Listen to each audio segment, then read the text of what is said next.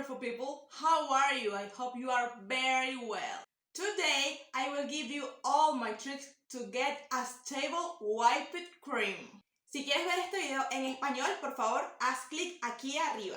Let's start it.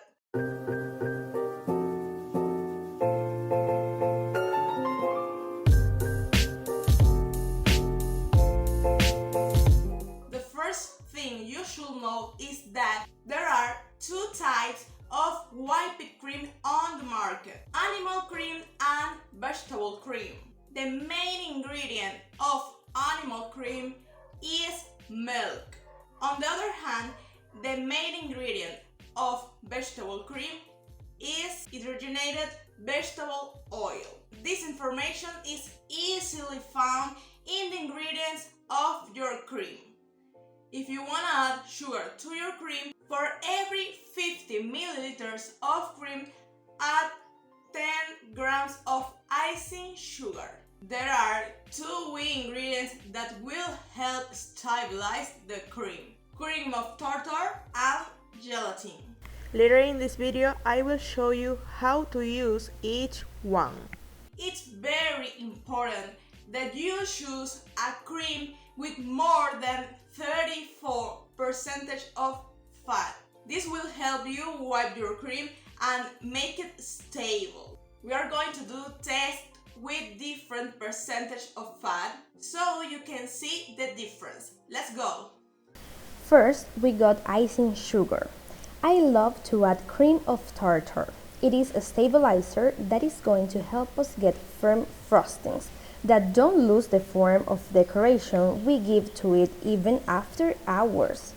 I use the cream of tartar in vegetable creams and animal creams too. Another thing I recommend doing is using stainless steel bowls because it helps to keep the cold temperature of the cream for a long time and obtain better results, which of course we want. To help the whipped cream stay stiff for longer, we can use ice. We place some ice in a recipient under the bowl where we're beating the whipping cream. In a second, you'll see how I do it. Remember, always shake well your creams before use. Take a look at the texture this has. It's creamy but very liquid. Never forget, your cream needs to be as cold as possible. This one has 17% fat. Now it's time for the ice. I place some ice in this recipient that is going to go under the bowl where I am beating my whipping cream. Take into account both of my bowls are made of stainless steel. I incorporate a quarter of a teaspoon of the cream of tartar, and then as I am mixing, I start to add the sugar. Remember, it's 200 milliliters of the cream and 40 grams of sugar.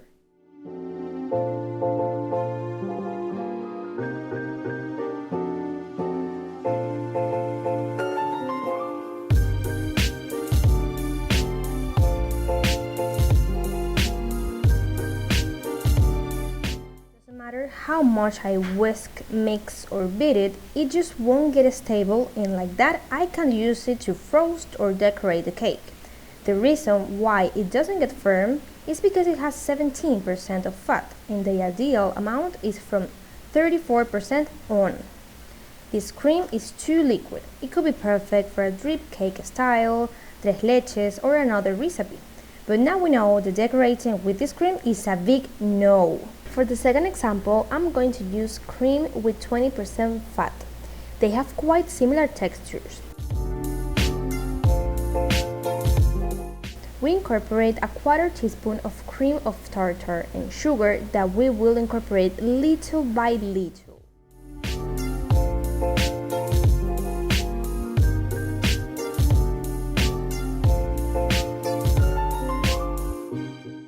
One cream of 20% fat, we can observe that even if we beat it a lot, it does not get firm enough for decorations. Just like the other cream we tried, this is great for the tres leches, for drip cakes, for other preparations, but not for decorating. Notice that it has a slightly darker or yellowish color compared to the one with 17% fat. For the third example, I incorporate a quarter teaspoon of cream of tartar And I will not add sugar since this brand comes quite sweetened. Cold bowl, cold cream, cold sticks, and start with the beating. I'm going to stop for a moment to show you something. When a cream is going to work well and get firm enough for decorations, this happens. I have a minute whisking and it already looks much thicker. It is noticeable that air is getting in. Here we already know that this cream is going to be good for decorating cakes. Why is this happening? Because it has 34% fat. I have about 5 minutes beating and the cream it's already getting firm. It is not as firm as we want it to be yet, but it already looks different. It draws lines and it has a better consistency compared to those creams that did not have the necessary fat percentage. Let's keep beating.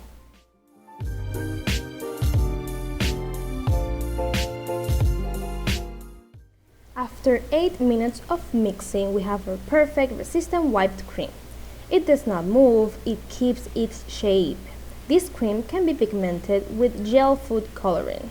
I recommend that they are gel colorings since with just a small amount we get excellent results. In this case, I'm going to pigment my whipped cream. Notice that it is totally resistant. It is important that we know the coloring brands before using them. Right now, I will use a red that tends to an orange tone. You will see it in a minute. Always mix with a smooth movement. My cream doesn't fall off or even move after coloring it. Remember that if you want to learn how to make this color and many more, we have the colorimetry masterclass available for you. The link is up here for you to register so that you don't miss this wonderful opportunity. You will learn more than 50 colors that you will apply to whipping cream, meringue, buttercream, fondant, and much more. I hope to see you there.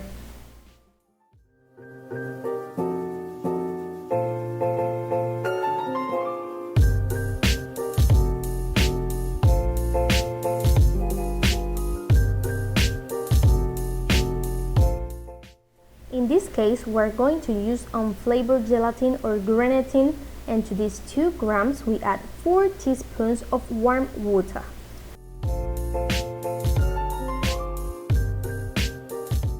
Mix both ingredients very well and let rest for 5 minutes. After that time, we see that the gelatin turns into a gel. It is not hard, it is perfect to add it to the cream.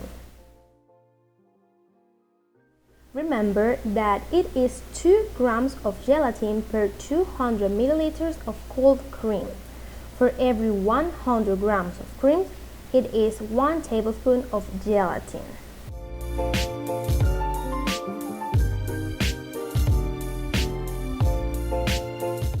At this point, when the mixer makes figures in the cream, it is the precise moment to incorporate the gelatin mixture. We beat while adding it by little by little by little.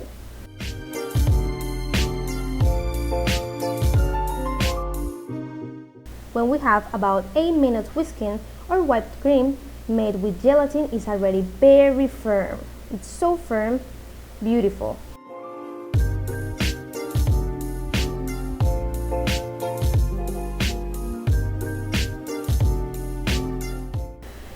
These decorations can be perfectly refrigerated. I'm going to the fridge. And after 30 minutes, we already have our firm whipping cream done. Let's take a look. We put a little color on this one. And it doesn't fall off at all. It is very, very resistant. That is the one we made with cream of tartar. And this is the one that we prepared with gelatin. And it is the same, it doesn't fall off at all. Let's take a bite. So first we're gonna have the one with gelatin. Here it is. I take just a little. Look, it's so creamy.